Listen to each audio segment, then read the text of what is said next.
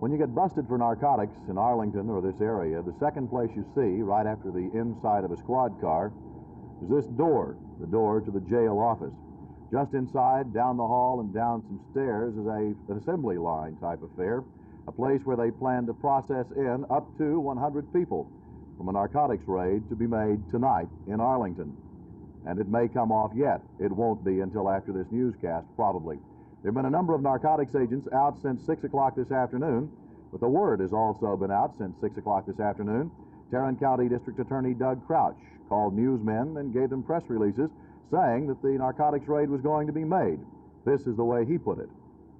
Every one of these indictments are against repetitious, and there are multiple sales. They're pushers who are in the business of peddling dangerous drugs and narcotics. The indictments number 92. At this time, arrests are being made by Sheriff Lon Evans, the state narcotics agents, the Arlington Police Department, and other law enforcement agencies. A total of 92 warrants were issued. They hope to pick up at least 50 people, possibly considerably more than that. There have been big meetings of undercover agents and unmarked cars in an area between the Arlington Police Department and the city of Fort Worth. From there, they fanned out on the second of the series of raids of the night. I've talked to a number of high-ranking police officials tonight about the announcement at 6 o'clock today that this was going to happen. Nobody seems to want to take specific issue with it, but many times tonight I've heard the expression, well, I've been at it a long time, and I've never seen anything done just like this before. Jerry Taff, Channel 8 News on the Move at the Arlington Police Department.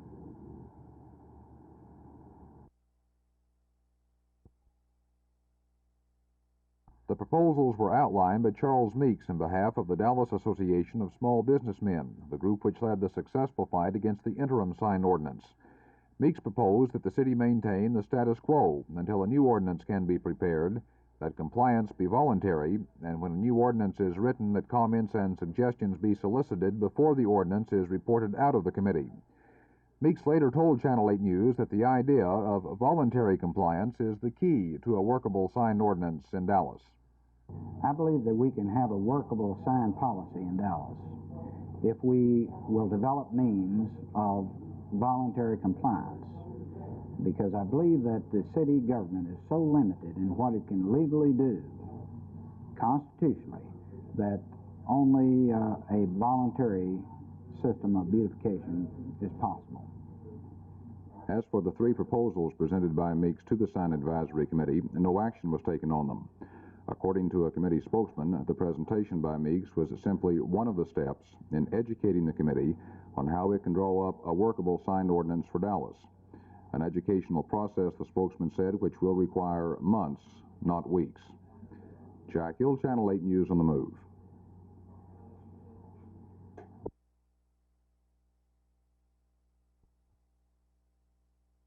Anderson proposed that the commissioners rescind their vote on car allowances and completely revamp the system.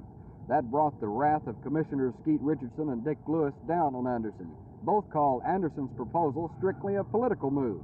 Anderson is up for re-election along with Lewis this year. Richardson said he was tired of seeing Anderson on television, making pitches in the name of the court.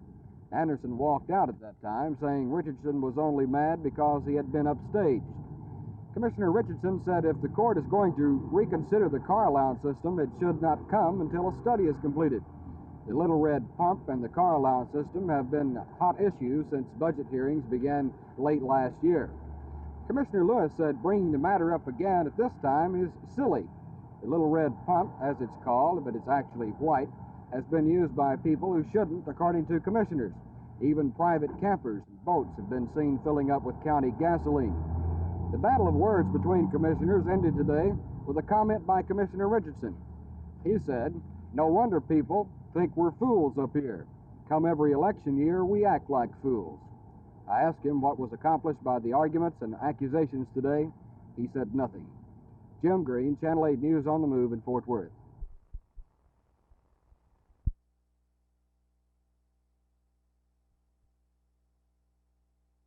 This annual convention of the Texas Classroom Teachers Association closely resembles a constitutional convention. And the same issue that faced the old 13 colonies in Philadelphia is the main theme here, too. It's unification. Texas is one of 10 states that is still splintered into numerous teachers' organizations that haven't unified yet with a national education association. The NEA has proposed a national constitution that calls for unification of all local and state teachers' associations under one head, the NEA. Texas classroom teachers are holding hearings on that constitution today. I talked to John Saltania, an executive board member of Dallas Classroom Teachers, and I asked him what kind of power teachers hope to gain by banding together on a national level.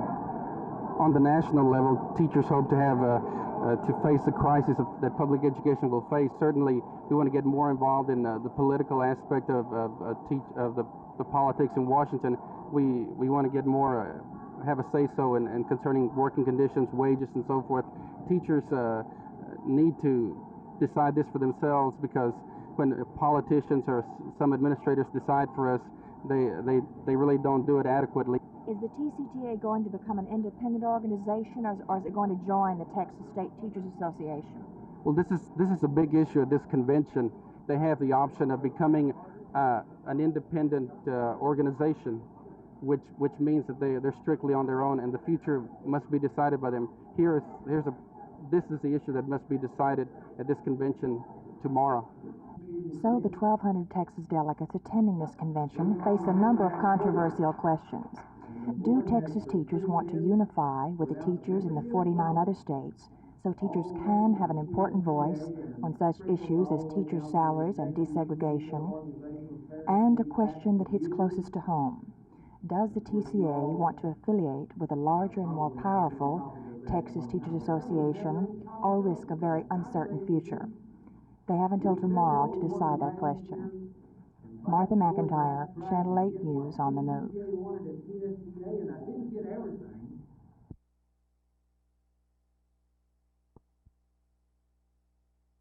I really think that we will make the playoffs. A lot of people might be counting us out, but when you stop and look at the points in hand that we have, or games in hand rather, we have 4 games in hand on Omaha, and we're 11 points back, and we have 2 games in hand with Kansas City and Oklahoma City, and we're 10 points back of them, so conceivably we could be 3 and 6 points back, and we have to play all 3 clubs a considerable amount of times, once in each one of their towns, and then 2 or 3 times in our town, so I really feel that our club is coming on real strong, and we'll do a tremendous job the latter stages of the year. Go back to last season, we had a tremendous push over the last half, and the club came on strong and was in second place right up until the last game of the season, and was nosed out by 1 point by Dallas. And the way our club has been playing in the last couple of weeks, I really feel confident, and I know that the players feel confident that they can do the job for us, and we'll be in the playoffs. I feel quite confident about the whole thing.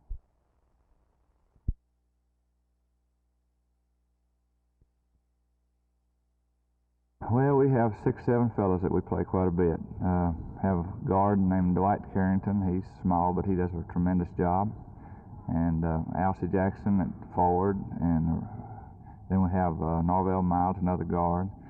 And Roy Banks and Willie Hicks are the 5 probable starters. Then James Thompson, a 6'4½", he plays for us, and he did a real good job against Roosevelt first time around. In fact, he was the leading scorer for us.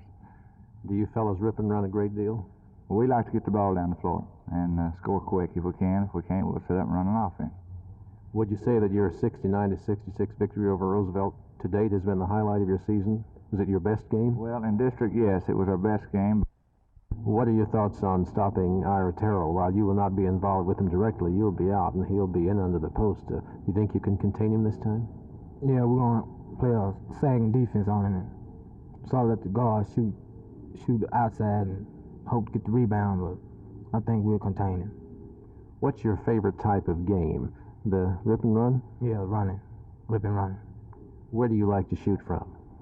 Wherever I can. It's sort of hard to shoot. They be playing on me pretty hard. I have to shoot wherever I can. Don't make me any different. What type of a game was that 69-66 last game between you and South Oak Cliff? It was a good, aggressive game. They have a type of grudge, both teams in Oak Cliff. We went to Houston together to play, and we'd seen each other play a lot. We knew exactly what we were going to try to do, and so they just out-hustled us a little bit that time. So we hope we can change it around this time. Will it be mostly a run and shoot game tomorrow night? Well, I don't know. Coach Stephen has a control team, and he do both. So we're trying to prepare for both, the run game and the control game. You think they will sag on you a little bit? Well, I wouldn't be surprised if they would. I mean, I'm mostly leading the team, I guess, and I guess if they feel they can stop me, they might can stop our whole team. But I'm looking for them to sag back, you know, and try to stop me. What has been your average point per game? I guess it's about 30 points. I'm not sure. It's somewhere right in that area, 30 points a game.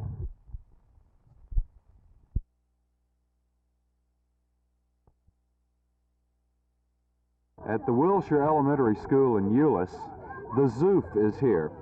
See, the kids at Wilshire Elementary have volunteered to go out and raise money to help keep the Fort Worth Zoo a free zoo. In other words, no gate charge, no admission to the zoo. The kids, especially first graders, seem to be intrigued with the Zoof. Hey, what do you think of the Zoof? Fun. It's what? Fun. Is the Zoof an endangered species? No. Oh, how about you? What do you think of the zoo? Well, it's all right. It's all right. Well, it's fun. Oh, okay. I have so many fans, and I have to be so many places. Yeah, I've lost one in a turnstile once. That was the most serious loss. But nothing major, no injuries to your person. Just an awful lot of love. I don't believe in zoos. You don't believe in zoo? No. Ah, the innocence of childhood. For Channel 8 News on the Move, I'm Jay Lewis at the Wilshire Elementary School in Euless.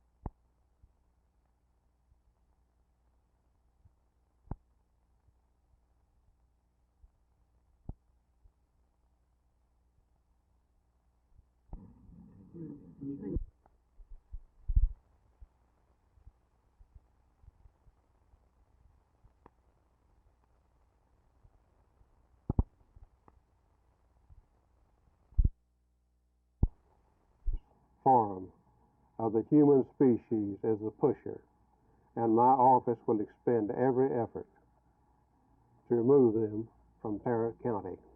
Mr. Krause, when you say that Sheriff Evans and other narcotics officers are making arrests now, are they actually in the act of making raids at this time? At this time, as of 6 o'clock this afternoon.